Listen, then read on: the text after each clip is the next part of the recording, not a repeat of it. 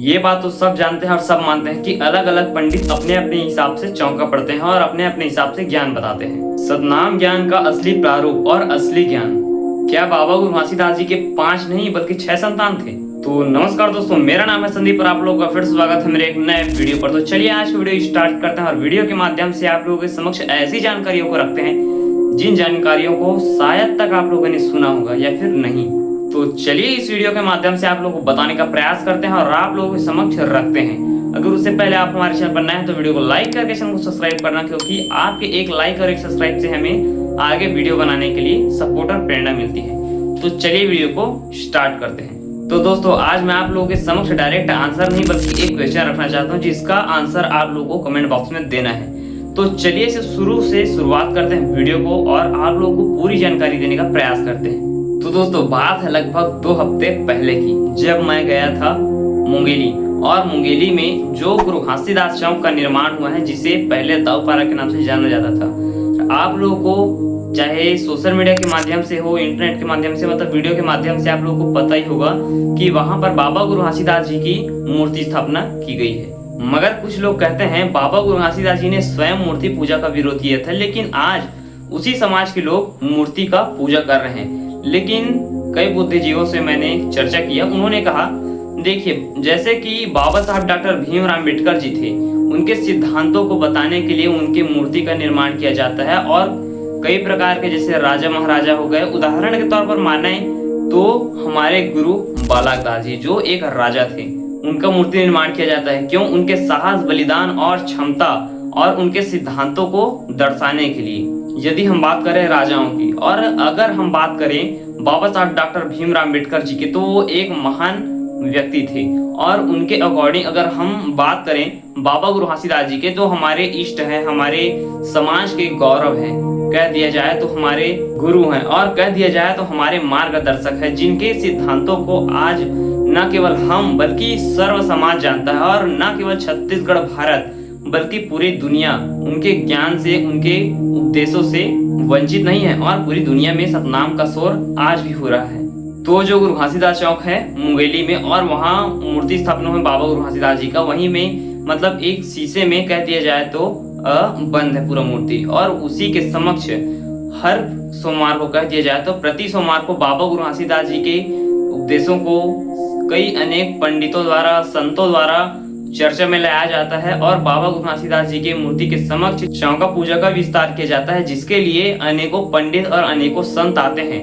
तो लगभग 2 हफ्ते पहले मैं भी गया था वहां पे, और मैंने कुछ संतों के वाणियों को सुना, जो कि मुझे कुछ हद तक ठीक भी लगा और कुछ हद तक नहीं भी। मैं आप लोगों के समक्ष उस प्रश्न को रखना चाहता हूँ, और उसका आंसर आप लोग कमेंट बॉक्स में जरूर बताना, क्या ये सही है या फिर गलत। मैं जिन पंडित की बात कर रहा हूँ वो छत्तीसगढ़ के जाने माने और कह दिए जाए तो प्रसिद्ध पंडित हैं। देखिए, ये बात तो आप लोग भी मानते होंगे कि हमारे समाज में बाबा गुरु घासीदास जी की कथा को, वाणियों को, सतनाम के ज्ञान को अलग अलग पंडित अलग अलग भागों में और अपने अकॉर्डिंग, अपने विचार द्वारा प्रदर्शित करते हैं। अगर हम लोग सभी पंडित के ग्रंथों को, ज्ञानों को एक में मिला करके देखें तो काफी हद तक हमें अलग दिखता है।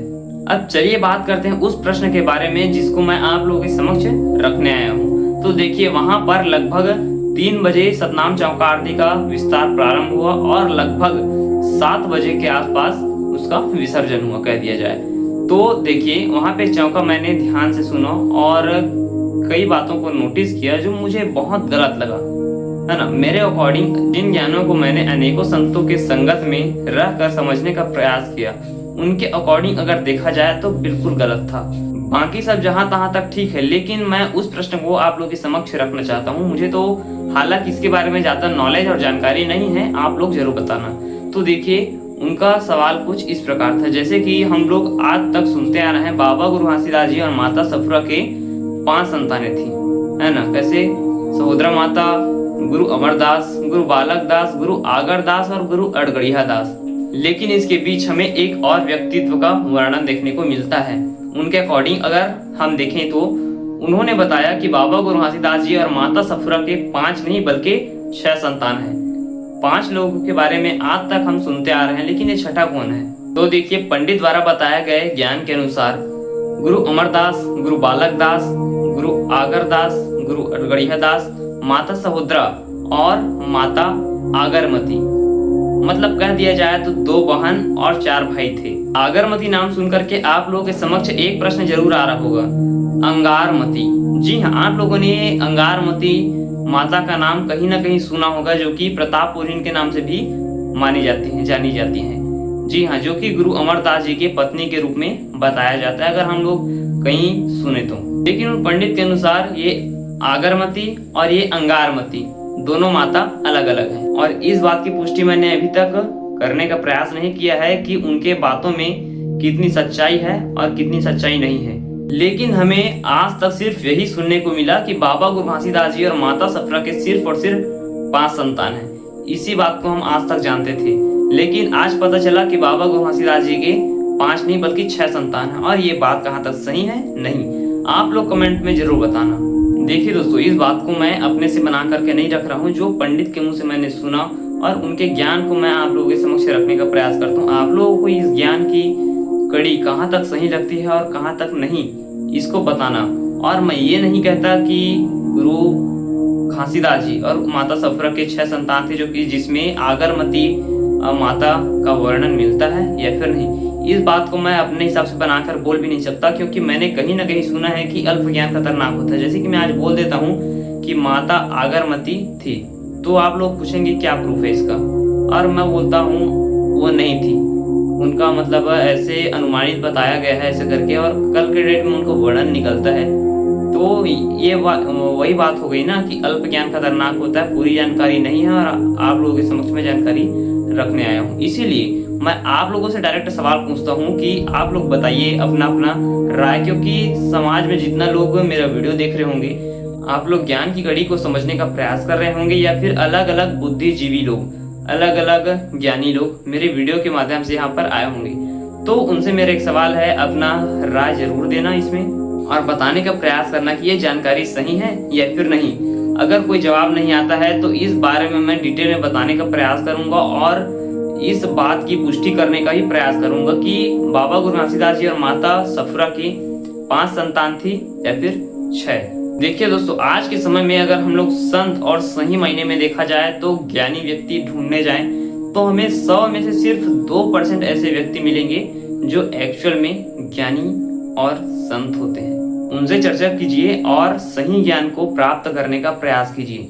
संत ढूंढना आज के समय में बहुत ही कठिन है कह दिया जाए, लेकिन मैंने आप लोगों को संत परखने का और समझने का मार्ग बताया था, जिसका रिप्ले मैं करता हूँ। देखिए, संत अर्थात शांत। जो व्यक्ति जितना शांत है और जितने शांत वाणी में अपना ज्ञान को बताने का प्रयास करता है मानव लोगों को, अगर आप लोग कई जगह देखना कि कई लोग अपने आप को ज्ञानी कहते हैं, लेकिन उनके व्यवहार में वो ज्ञान नहीं होता। हालांकि उनके पास ज्ञान होता है, लेकिन इस बात की कोई पुष्टि नहीं होती कि वो सही है या फिर गलत। अगर आप लोगों को कोई ऐसा संत मिले जो शांत स्वभाव से और शुद्ध, बिना लोभ के, बिना लालच के और बिना क्रोध के आप लोगों को समझाने का प्रयास करे, समझना वही एक्चुअल में संत है। संत अर्थात डायरेक्ट सीधा शांत। जो व्यक्ति शांत है वो संत है। और आप लोगों के संपर्क में ऐसे संत नहीं आते तो आप लोग वीडियो के माध्यम से कमेंट बॉक्स में अपना प्रश्न पूछ लिया करना। मैं उन संतों से चर्चा करके आप लोगों के समक्ष रखने का प्रयास करूंगा। अब आप लोग ये मत कहना कि एक छोटा बच्चा हमें ज्ञान बताएगा। देखिए, तो ज्ञान बताने के लिए ना तो छोटा लगता है ना बड़ा लगता है। मान लीजिए एक तरफ मैं हूँ और एक तरफ कोई और बच्चा जो इस प्रकार के बातों पर बिल्कुल ध्यान नहीं देता और वो अपने माइंड सेट से है, और कल के डेट में मैं बुजुर्ग व्यक्ति बनता हूँ और वो व्यक्ति मतलब वो बच्चा ही बुजुर्ग व्यक्ति बनता है। तो इस बात का क्या प्रूफ होगा कि दोनों के दोनों उम्र के साथ बहुत विद्वान और दोनों ज्ञानी हो जाएंगे। तो कहते हैं ना, जैसा संगत वैसा रंगत। इसी बात को मैं आप लोगों को समझाना और कहना चाहता हूँ कि हर लंबे दाढ़ी वाला व्यक्ति ज्ञानी नहीं होता।